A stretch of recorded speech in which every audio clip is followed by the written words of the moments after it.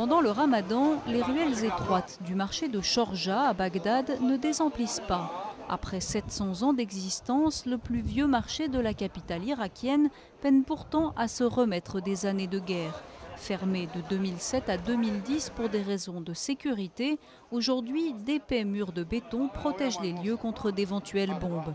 Les habitants, eux, sont attachés à ce morceau de leur histoire. Chorja demeure un symbole du commerce. Il a de belles traditions et de beaux souvenirs. Beaucoup d'habitants y viennent 2 fois par semaine. Mais pour Abou Issam, commerçant ici depuis 50 ans, le cœur du marché ne bat plus comme avant. Au-delà des violences, pour lui, ce qui tue le commerce aujourd'hui, c'est l'inflation. Dans les années 60, on vendait 100 kilos de riz pour 6 dinars. Aujourd'hui, un seul kilo de riz est vendu 2000 dinars.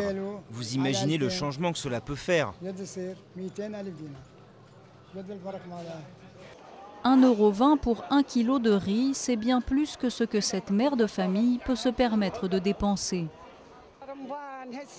C'est très difficile de profiter du ramadan cette année à cause des prix élevés de la nourriture et des légumes. Que peuvent faire les pauvres? Venir au marché sans rien acheter et ne rien manger au petit déjeuner? Selon les Nations Unies, les prix des denrées alimentaires ont doublé en Irak entre 2004 et 2008.